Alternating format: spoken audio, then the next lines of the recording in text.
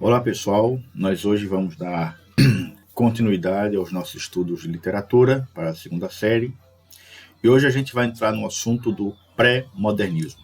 Semana passada nós estudamos o simbolismo e hoje nós vamos estudar esse movimento, que não é um movimento literário, né, chamado de pré-modernismo. Antes da gente entrar no assunto propriamente dito, vamos fazer aqui uma análise desse quadro, o quadro Operários, de Tarsília do Amaral, uma pintura modernista, que foi produzida em 1933.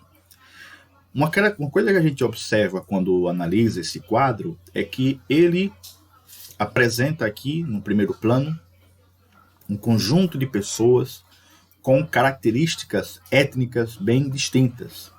Então aqui você percebe que existem negros, indígenas, orientais, brancos, entre outras etnias.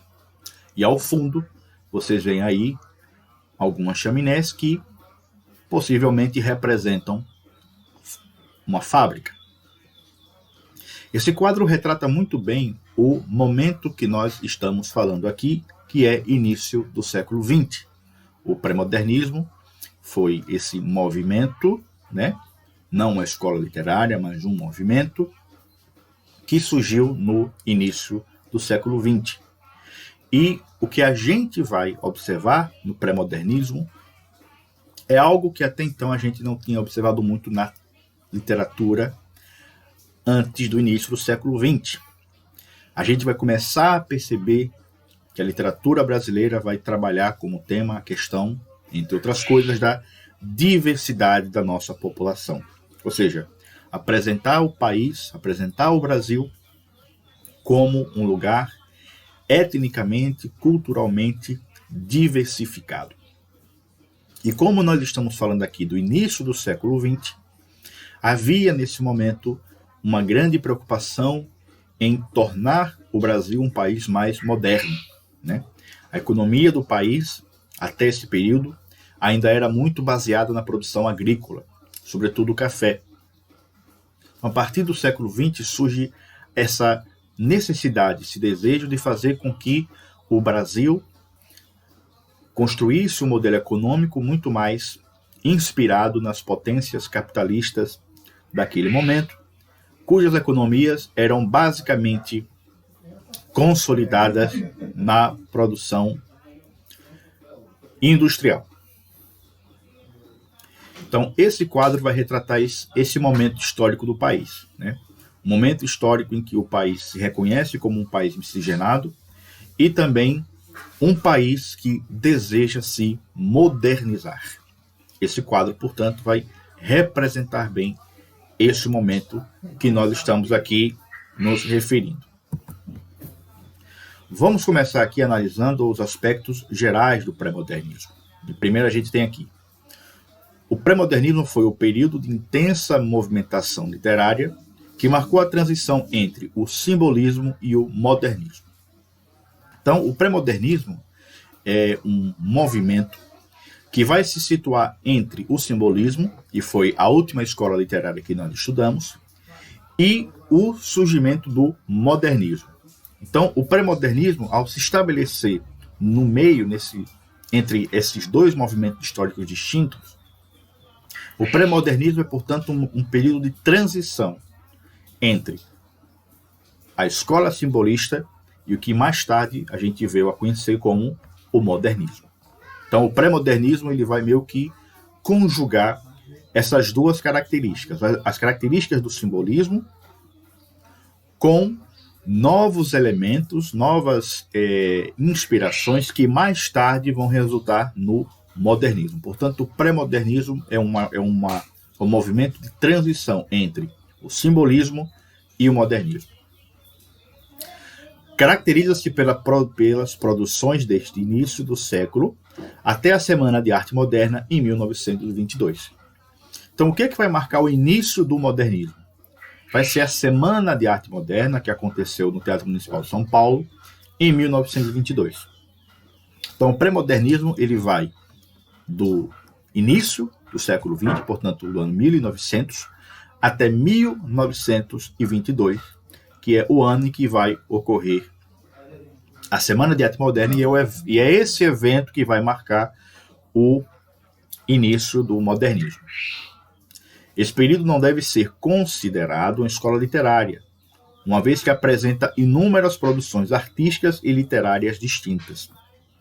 Então, é importante entender aqui que o que nós chamamos de pré-modernismo nada mais é do que um conjunto de autores e obras que não é possível a gente categorizá-los de acordo com o momento. Por exemplo, quando a gente fala do simbolismo, nós temos muito claro ali as características, né? A questão da musicalidade, a questão da subjetividade, a questão da espiritualidade, são elementos que a gente encontra no simbolismo, né? A questão também do gênero, que eles exploraram muito a poesia, né? No caso do pré-modernismo, a gente vai ver uma mistura de coisas. Então, no pré-modernismo, a gente vai ver prosa, a gente vai ver poesia, a gente vai ver textos que foram muito inspirados pelos ideais estéticos do simbolismo, outros do realismo, outros do naturalismo, outros do romantismo. Então, o que marca a produção literária desse período, ou seja, início do século XX, é uma miscelânea de gêneros textuais e escolas literárias, ou seja, uma mistura. Então, por isso que não dá para a gente considerar o pré-modernismo como uma escola, porque não havia uma característica específica que definisse o pré-modernismo. A gente vai ver, por exemplo, que muitas obras pré-modernistas têm uma visão muito progressiva do país. Já outras obras têm uma visão mais conservadora. Então, por conta dessa dificuldade da gente estabelecer características próprias para tudo que foi produzido nesse período, a gente não pode considerar o pré-modernismo uma escola literária. Ele foi, na realidade, como nós já comentamos aqui, um movimento de transição entre o simbolismo e o modernismo que teve início em 1920. Ele reúne um sincretismo estético, com presença de características neorrealistas, neoparnasianas e neossimbolistas. Então, o que seria o sincretismo estético? Seria a mistura, né? Você vai ver um mesmo autor que vai transitar por diferentes estéticas literárias, e por essa razão não dá para a gente categorizar o pré-modernismo como uma escola literária, já que ele foi uma grande mistura de coisas que eram feitas no passado com coisas que estavam começando a aparecer. Vamos então agora entender o contexto histórico do pré-modernismo. No início do século XX, o Brasil vivia uma intensa transformação política com a consolidação do regime republicano, né? Então, esse período, início do século XX, foi o momento em que o Brasil, enquanto regime republicano, ele começa a se consolidar, se afastando totalmente do modelo que havia antes, que era o modelo monárquico, né? Só que essa república, ela foi estabelecida em um contexto de muitas transformações, em que havia ali um constante jogo de interesses entre diferentes forças políticas, econômicas e sociais.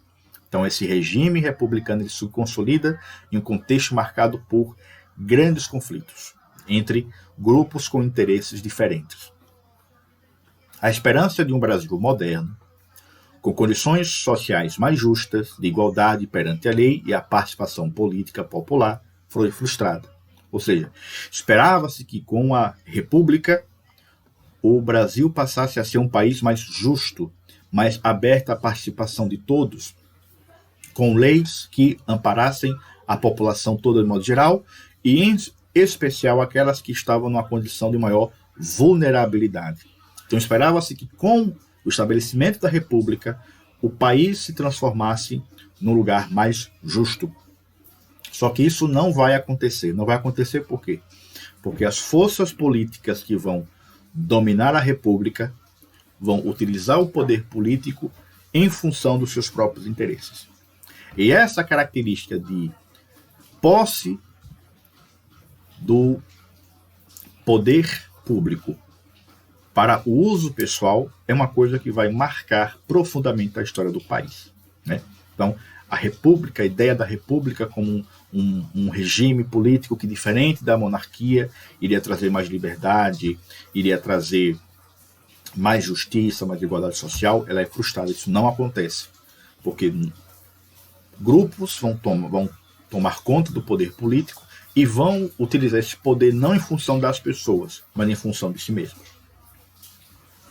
Surgem vários conflitos sociais. Então, em resposta, né, a essa dominação oligárquica da República, vão surgir vários conflitos sociais de contestação e reprovação das novas políticas republicanas, como a greve dos operários em São Paulo, em 1917, lembrando que foi nesse mesmo ano que houve a Revolução Russa, a revolta da Chibata em 1910, que foi quando os marinheiros se revoltaram contra os castigos físicos que lhes eram impostos pela Marinha, a Guerra de Canudos em 1897, que foi aquela campanha tentando derrubar a comunidade de Canudos, que representava ali uma resistência à República, já que eles defendiam a manutenção da monarquia. E a revolta da vacina em 1904, que foi quando isso aconteceu no Rio de Janeiro, quando as pessoas foram obrigadas a serem vacinadas contra a febre amarela, mas elas não queriam ser vacinadas obrigatoriamente. Então, as pessoas se revoltaram contra essa imposição. Então, aqui a gente tem alguns acontecimentos que marcaram esse período, né? Então, vocês vão perceber que, enquanto a República ela passava a ser dominada por grupos políticos específicos que utilizavam desse poder em função dos seus próprios interesses, a população reagia a isso. No contexto histórico do pré-modernismo, os escritores brasileiros adotaram uma postura liberal e passaram a fazer críticas aos problemas sociais enfrentados pela população.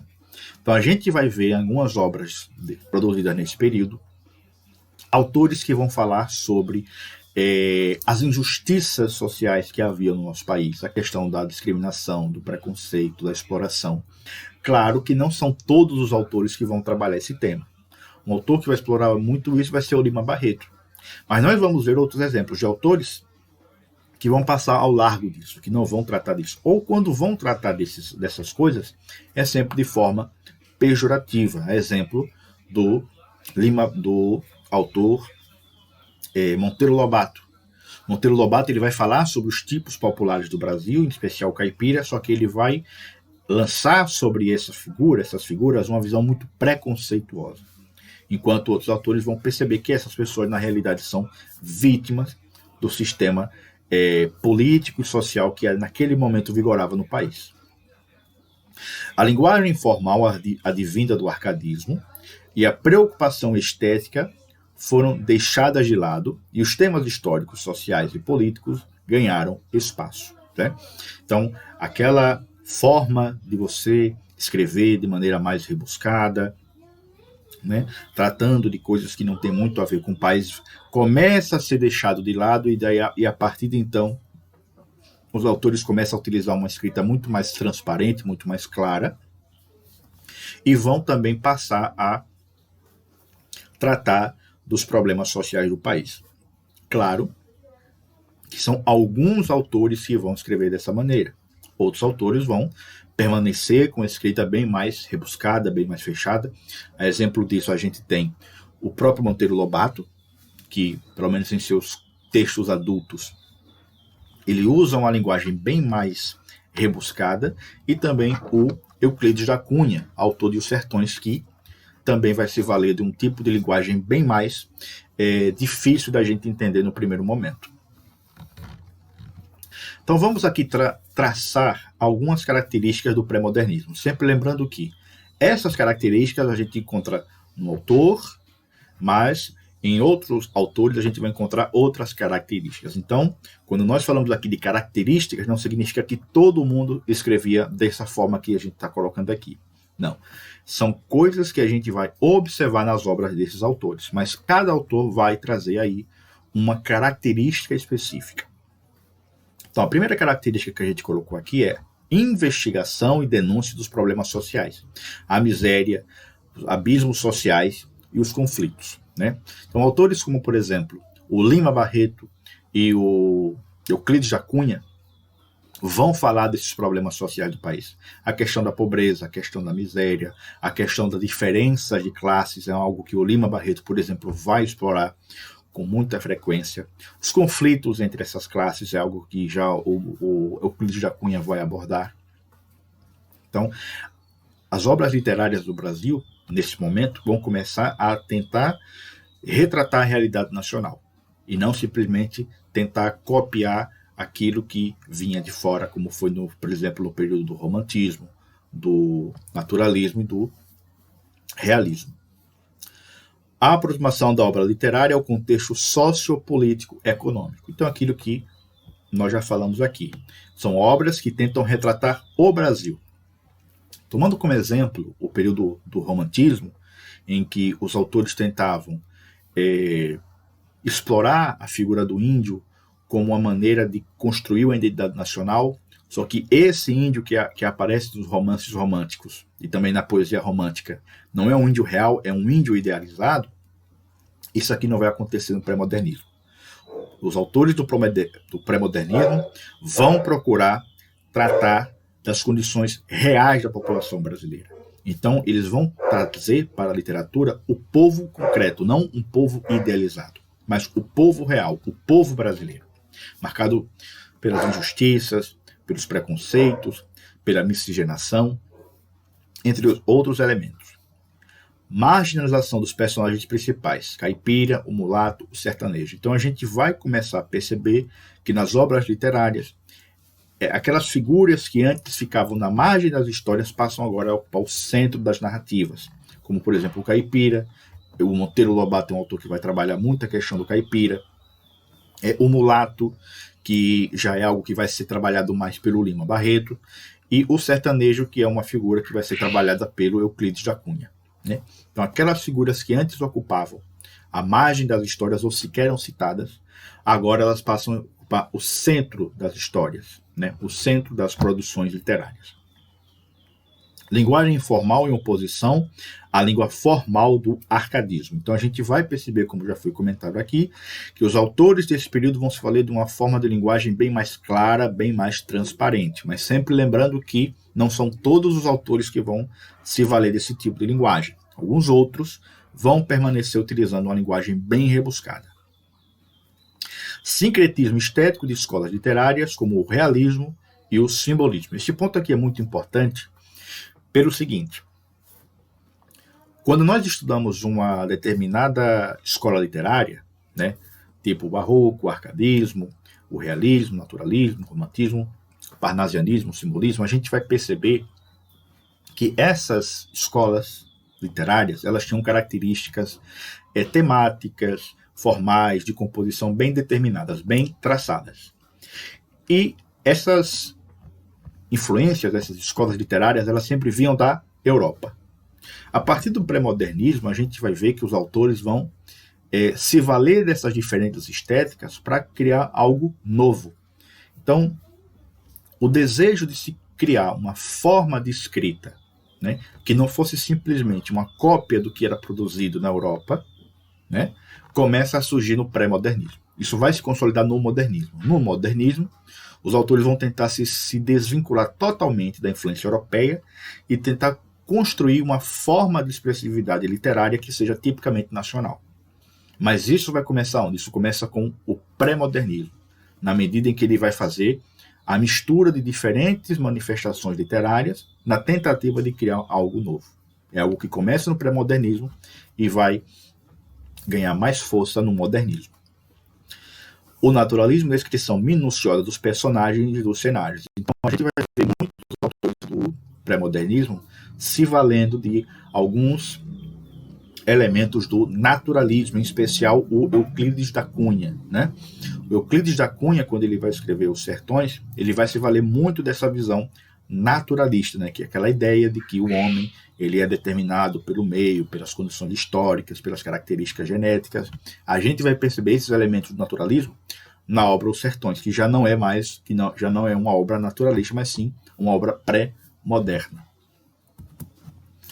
regionalismo, valorização da cultura popular brasileira, né? Então a gente vai começar a ver os autores falando sobre as práticas culturais brasileiras, como por exemplo o samba. O samba é algo que vai ser muito explorado nos romances do Lima Barreto, que até aquele momento era algo que sequer era mencionado pelos os autores, né? Até esse momento, os autores valorizavam mais as manifestações culturais que possuíam origem europeia. Com o pré-modernismo, a gente vai começar a ver os autores tratando das manifestações populares que estavam começando a surgir no Brasil, como, por exemplo, o samba, que é algo que vai aparecer muito nos romances do Lima Barreto. Utilização de verbos na forma simples ao escrever, que é o que nós já comentamos aqui, o uso de uma linguagem bem mais clara, bem mais transparente, sem tanto rebuscamento, como a gente vai perceber em outros movimentos literários. Vamos então agora, pessoal, tratar de alguns autores e algumas obras que foram seminais para esse momento que nós chamamos de pré-modernismo. Começamos falando sobre o Monteiro Lobato, que viveu entre 1882 e 1948. Nós temos aqui uma breve biografia do Monteiro Lobato. Nasceu em Taubaté, São Paulo, foi escritor, tradutor, ativista político, diretor e produtor. Nessa época, os livros brasileiros precisavam ser editados em Paris ou Lisboa, até que Monteiro Lobato passou a editar livros no próprio país. Então, Monteiro Lobato ele era um visionário. E entre as coisas que ele fez foi fundar a primeira editora do Brasil, né? Entre outras coisas, né? O Monteiro Lobato também foi um sujeito que tentou explorar petróleo, né? Até aquele momento, não se pensava que no país tinha petróleo, mas o Monteiro Lobato sabia que aqui tinha muito petróleo. E ele, inclusive, lutou para que o petróleo fosse nacionalizado, ou seja, que o petróleo fosse explorado por uma empresa estatal e não por empresas estrangeiras. Então, isso também foi algo que o Monteiro Lobato fez. É bastante conhecido pelo público infantil por suas obras e seu estilo de escrita simples. Autor do Sítio do Pica-Pau Amarelo, foi o criador de personagens como Visconde de Sabugosa, Cuca, a Boneca Emília, Saci, Pererê, Rabicó, entre outros. É importante lembrar sobre esse ponto, pessoal, que o Monteiro Lobato ele tinha essa escrita bem simples na sua literatura infanto-juvenil. Na sua literatura adulta, sobretudo nos contos que ele escreveu, a gente vai perceber o uso de uma linguagem bem mais rebuscada. Sua contribuição para o período pré-modernista se fez em várias obras, entre elas Cidades Mortas, na qual denunciou o cotidiano das cidades cafeeiras de São Paulo, a decadência econômica e o comportamento das pessoas. É autor também de A Menina no Nariz Arrebitado, Urupês, Problema Vital, O Garimpeiro do Rio das Graças, O Macaco se Fez Homem, entre outros. Todas essas obras aqui, que foram citadas, excetuando A Menina do Nariz Arrebitado, do Narizinho Arrebitado, que é do Sítio do Pica-Pau Amarelo, todas essas obras são coletâneas de contos do Monteiro Lobato. Ele nunca chegou a escrever, por exemplo, romance. Né?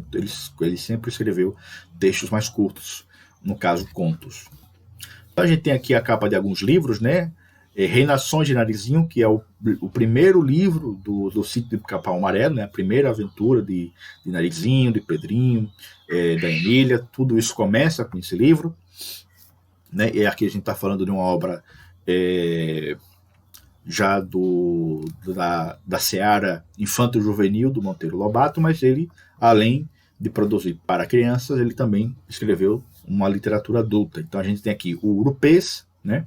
Que é uma coletânea de contos, onde aqui ele vai apresentar pela primeira vez um personagem conhecido como Jeca Tatu, que é um caipira, e por meio desse personagem o Monteiro Lobato vai meio que fazer uma sátira da condição de atraso do país.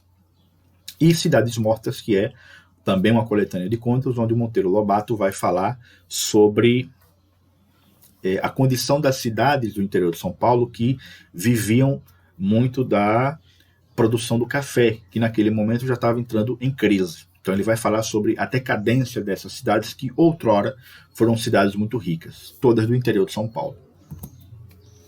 Outro autor importante também nesse período foi o Lima Barreto, que viveu entre 1881 e 1922.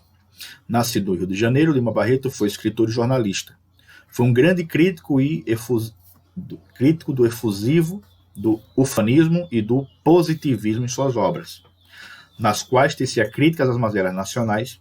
Boa parte de suas obras foram descobertas e publicadas após sua morte. Então, quando aqui se fala que o Lima Barreto criticava o positivismo e o ufanismo, aqui o ufanismo se entende por um patriotismo exagerado que não tem nenhum tipo de fundamento, né? O Lima Barreto não via significado em um patriotismo exagerado, já que o país passava por vários problemas, né? E o positivismo é aquela ideia muito cultuada pelos naturalistas de que a gente poderia compreender a realidade apenas pelo uso da razão, da ciência. O Lima Barreto vai criticar também isso. Sua principal obra foi Triste Fim de Policarpo Quaresma, escrita em tom coloquial. É inclusive nessa obra que ele vai criticar a questão do ufanismo. O livro narra a história de um funcionário público, Policarpo Quaresma, que em uma de suas ações reconhece o tupi como idioma principal do Brasil, em sinal da valorização da cultura brasileira. O personagem principal ainda tece duras críticas ao presidente Marechal Floriano e acaba sendo condenado ao fuzilamento. Lima Barreto faleceu aos 42 anos por doenças cardíacas em novembro de 1992. Aqui está um erro. 1922, na cidade do Rio de Janeiro, né? Então, a história do Lima Barreto é uma história bem trágica, porque o Lima Barreto, ele era mulato, certo? E diferentemente do Monteiro, do Machado de Assis, que também era mulato, o Lima Barreto ele sofreu muito preconceito por conta disso, né? Então, e também ele era um escritor que produziu uma literatura muito crítica, né? O Machado de Assis ele era muito crítico, mas ele sabia apresentar a crítica dele de uma forma mais velada. O Lima Barreto ele já era mais direto em suas críticas e talvez por isso ele não tenha tido o prestígio que o Machado de Assis teve. Então, por conta dele ser mulato e também por conta dele tecer crítica de maneira muito direta, o Lima Barreto, ao longo de toda a sua vida, nunca foi reconhecido como um grande escritor. Isso era uma coisa que deixava ele profundamente magoado, e por conta disso ele acabou se tornando viciado em bebida. Ele virou um alcoólatra por conta disso. Ele chegou a beber tanto que ficou louco. Inclusive, ele passou um período no manicômio, e desse período ele escreveu uma breve novela falando sobre a situação das pessoas que naquele momento viviam nos manicômios. Agora, se não me engano, o nome dessa novela é Memórias, Recordações da Casa dos Mortos, alguma coisa assim. Então, ele foi um escritor que foi desconhecido, não recebeu nenhum prestígio em vida, mas só depois ele foi descoberto como um grande escritor, né? E muito na sua obra ele falava muito sobre a questão das injustiças, das contradições que havia aqui no país, do preconceito contra os negros, contra os mulatos. Então ele era um autor que falava dos problemas reais do país. Então nós temos aqui alguns exemplos de 3 obras muito importantes do Lima Barreto. A primeira é Triste Fim de Policarpo Quaresma, que nós já vimos aqui algumas informações sobre essa obra, não é isso? O personagem principal, Policarpo Quaresma, ele é uma pessoa que super valoriza o Brasil, mas por conta disso ele acaba sendo fuzilado. A gente também tem o romance Clara dos Anjos. Aqui o Lima Barreto ele vai falar sobre o samba, né, que era uma coisa que estava começando a surgir nos morros do Rio de Janeiro. Importante entender isso. As histórias que o Lima Barreto conta são histórias que aconteciam na cidade do Rio de Janeiro, em especial nos morros, que hoje a gente conhece como as favelas, né, ou comunidades.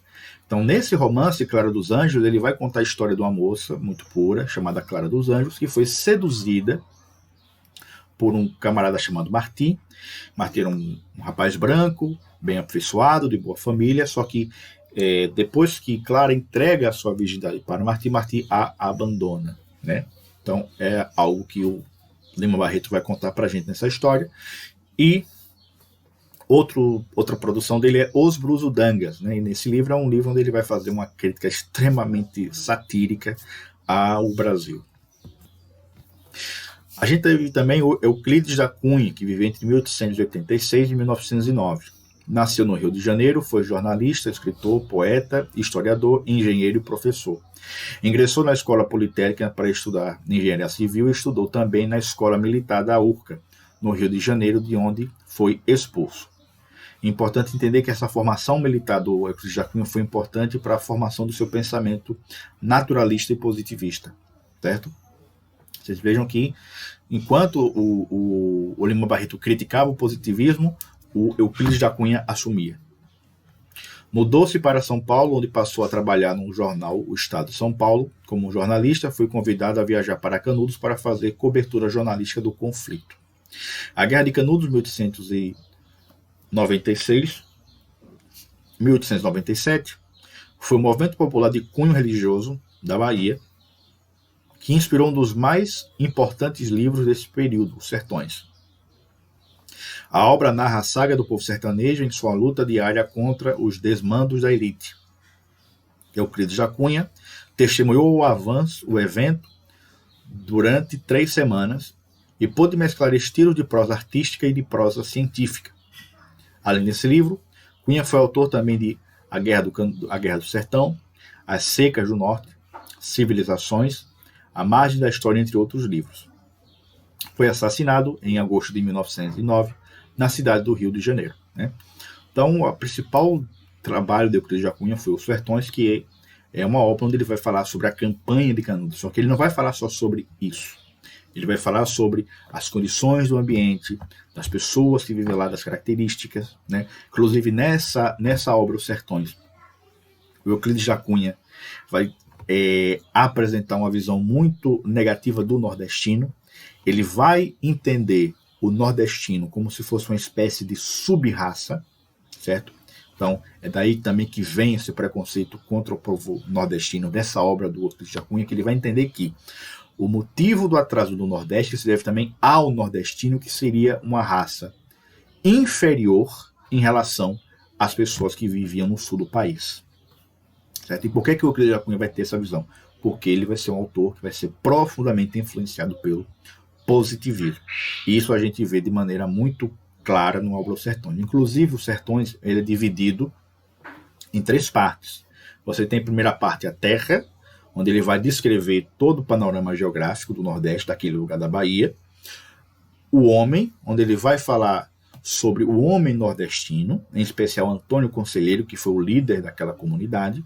E também a luta, que é aí a parte onde ele vai falar sobre o conflito entre as tropas da República e os habitantes de Canudo que estavam resistindo a essa ocupação. E quanto a esse dado final aqui da biografia do Euclides da Cunha, ele foi assassinado. Né? Ele foi assassinado como? Ele chegou em casa, na sua casa, e viu que a mulher dele o estava traindo com outro homem. Aí ele sacou uma arma para atirar nesse homem, só que o homem conseguiu tirar a arma do Euclides da Cunha e matar ele. É assim que o Euclides da Cunha morre, né? Ele morreu nessa situação tragicômica. E aqui nós temos, né, a obra Os Sertões, que é o principal trabalho do Euclides da Cunha. Nós temos também nesse período Graça Aranha, 1868-1931, foi o período em que ele viveu. Importante dizer que Graça Aranha, de todos esses autores que nós comentamos aqui do pré-modernismo, ele vai ter uma produção também no período modernista, ou seja, o Graça Aranha ele vai ser pré-modernista, mas ele também vai ser um modernista. José Pereira de Graça Aranha foi um escritor e diplomata maranhense, um dos fundadores da Academia Brasileira de Letras e um dos organizadores da Semana de Arte Moderna de 1922. Sua obra que merece destaque é Canaã, publicada em 1902. A obra aborda a imigração alemã do estado do Espírito Santo. Outras obras que merecem destaque: Malas Arte, 1914, A Estética da Vida, 1921 e Espírito Moderno, 1925. Né? Então, como ele foi um dos organizadores da Semana da Arte Moderna, o Graça Aranha ele também se enquadra como um autor modernista, além de ser também pré-modernista. E aqui está a obra principal dele, onde ele vai falar sobre a imigração alemã no estado do Espírito Santo, Canaã. Por fim, nós temos aqui o Augusto dos Anjos, que viveu entre 1884 e 1914. Importante dizer o seguinte, de todos esses autores que a gente analisou até agora, o Augusto dos Anjos foi o único que enveredou de maneira mais enfática na poesia. Todos os outros autores que nós analisamos até agora, como Monteiro Lobato, Lima Barreto, Graça Aranha, Cruz de Jacunha, eles produziram mais na área da prosa. Na poesia, a gente tem desse período pré-modernista o Augusto dos Anjos, que viveu entre 1884 e 1914, né? Ano em que começa a Primeira Guerra Mundial. Augusto de Carvalho Rodrigues dos Anjos nasceu em 20 de abril de 1884 no engenho do município Pau do Arco, atual Sapé, no estado da Paraíba. Desde cedo foi educado por seu pai. Mais tarde, estudou no Liceu Paraibano. Escrevia e publicava diversos poemas com forte teor de subjetividade no jornal local O Comércio. Suas poesias eram carregadas de subjetividade e de temas mórbidos e sombrios.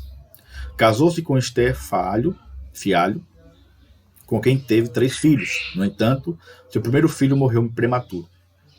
Além de poeta e advogado, foi professor na Paraíba, no Rio de Janeiro e em Minas Gerais.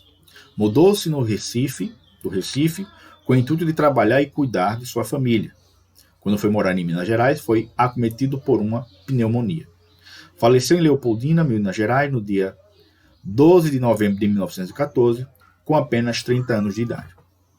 Então, o Augusto dos Anjos, como nós já comentamos aqui, ele enveredou mais pela área da poesia, e ele só tem uma obra publicada. Ao longo de toda a sua vida, ele só teve uma obra publicada, e essa obra publicada é uma coletânea de poemas, onde a gente vai perceber muitos elementos, sobretudo do simbolismo, mas sempre numa visão extremamente trágica e negativa das coisas. Então, ele é um autor extremamente melancólico, sombrio, porque ele trata de temas que têm a ver com morte, com doença, com fatalidades, muito por conta de episódios da sua biografia, como, por exemplo, a morte do seu primeiro filho, de maneira prematura.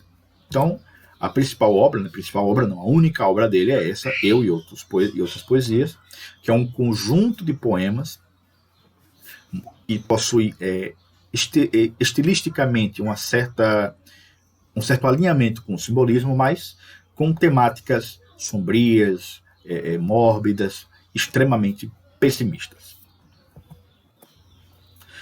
Então, pessoal, isso é o nosso assunto por hoje, certo? O pré-modernismo. Nós vamos deixar agora aberto para que vocês tirem suas dúvidas e vamos dar seguimento com a realização de alguns exercícios sobre esse assunto que nós acabamos de ver.